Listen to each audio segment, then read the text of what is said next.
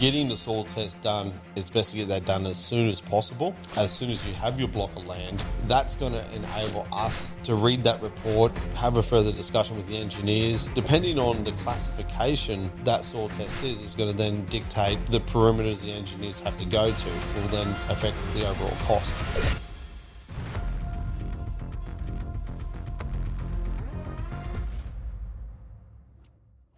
Hey guys, welcome to The Builder's Edge. I'm Norm Wales from Norm Wales Constructions. Now, for me, the whole purpose of this podcast here is to bring a little bit more awareness around the construction industry. I've been feeling for many, many years that there's not enough helpful information out there to support you guys to make the right choice.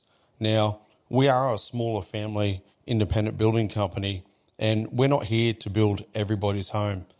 But we would definitely love to be able to work with you to facilitate your dream home. But if we don't build your new home, we want you to be able to make the right decision in choosing the right builder for you.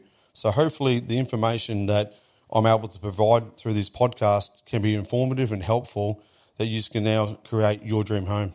So I hope you enjoy it, and thanks for watching. Okay, Norm, we're going to talk about soil testing. Why is soil testing important, and how soon should people consider getting a soil test done?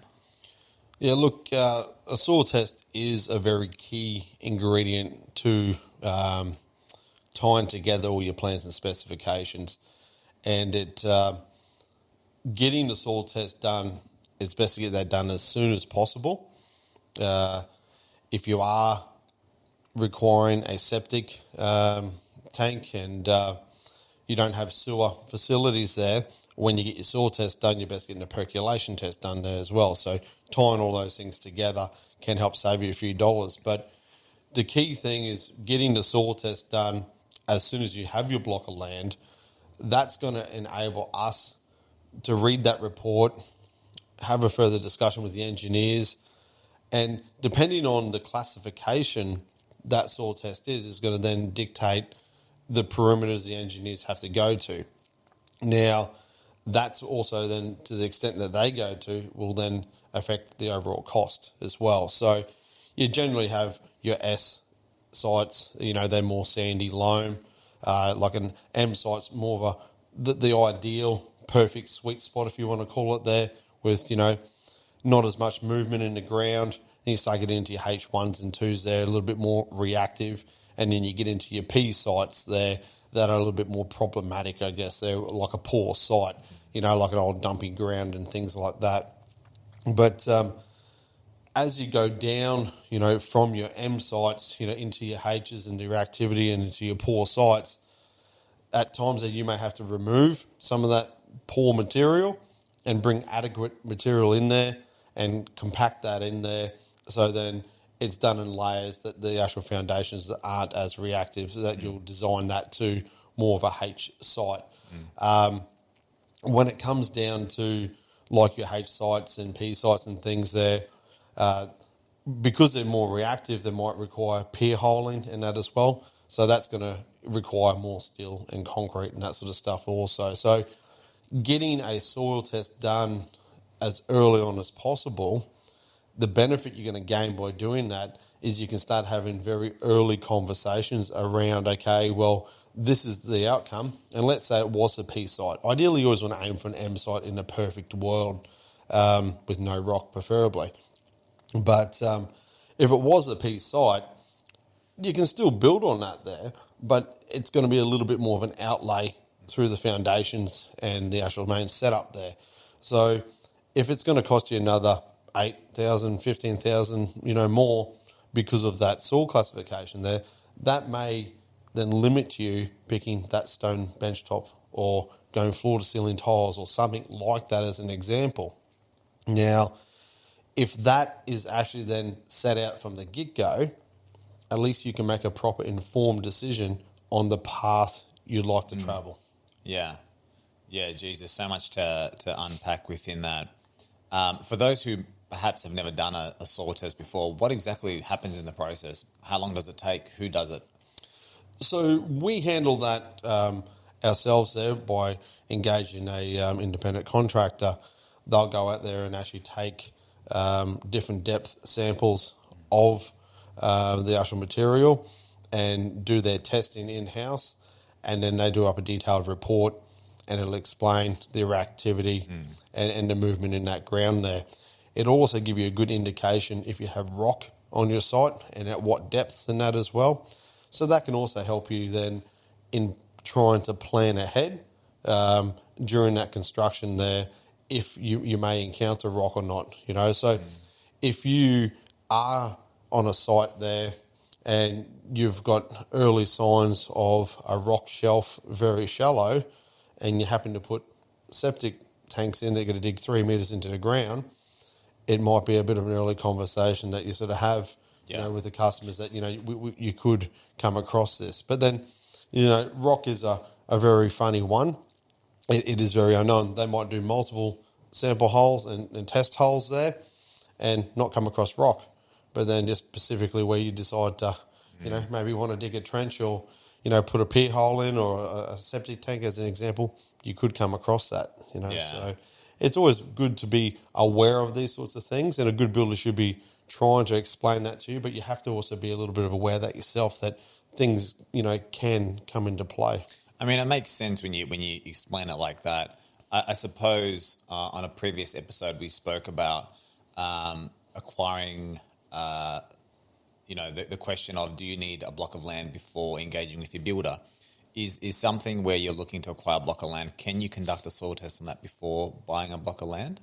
Yeah, most definitely. So you can put that in your conditions, and most of your developers and that are, you know, really good to work with there. Like if, you know, you're not quite sure about the area, you know, first of all, talk to your builder about the area. They should be able to give you a fairly good indication.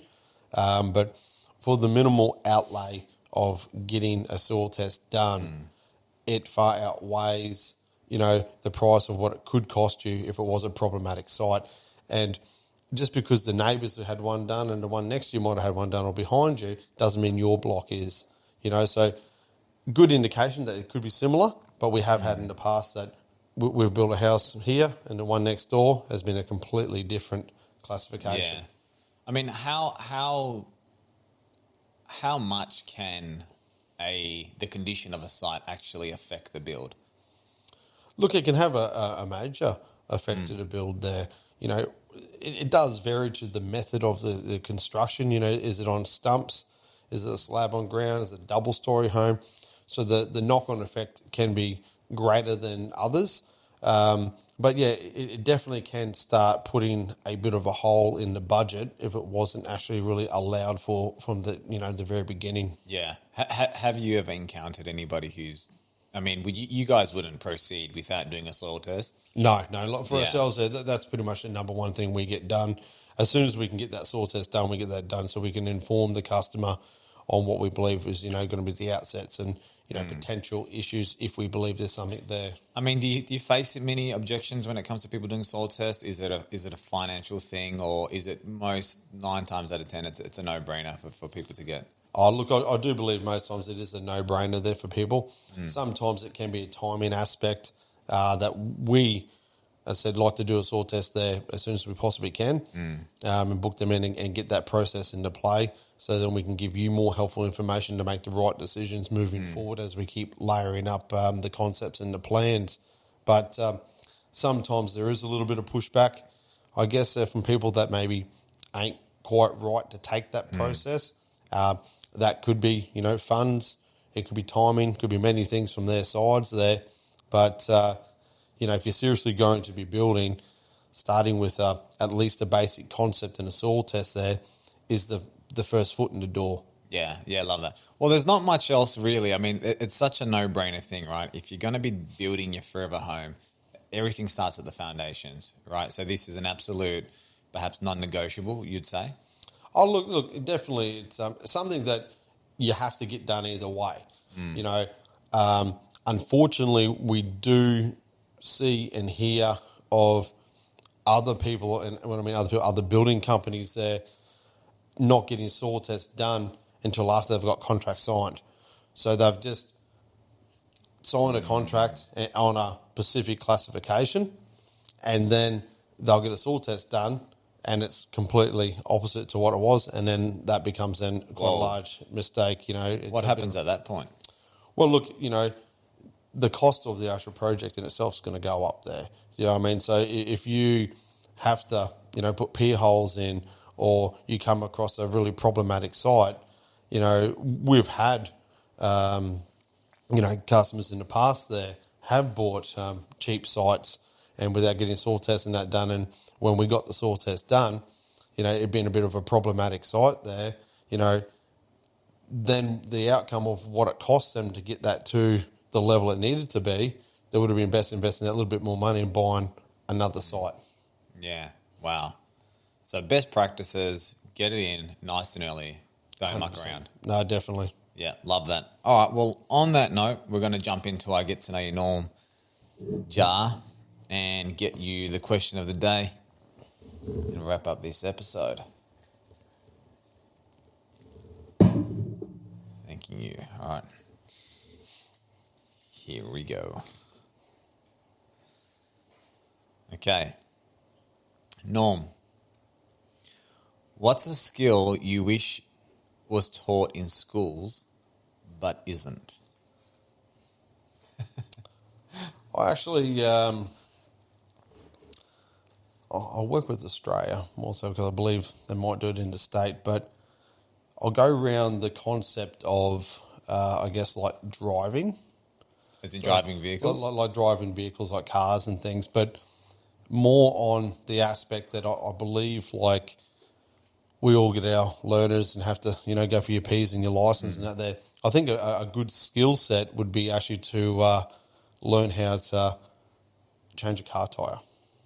There you go. So, it's a very simple thing, but not everybody knows how to do that. And I understand we have that roadside assist and all those sorts of things there, but I think some of the basic fundamentals of how to, top your water fluid bottle up, how to put air in your tyres, like those sorts of things don't seem to be tested at the actual exam times there. But I think where I'd like to sort of see it is that, and I believe the states do it, like how they do those driver defensive courses and that. Yeah. I think that'd be a great thing to have into local schools, and they could maybe integrate those little skill sets into that. I think it's just, knowledge is power. So. Yeah. Love that. So practical. Love it. Well, as always, Norm, thank you so much. No worries, mate. Pleasure. Cheers.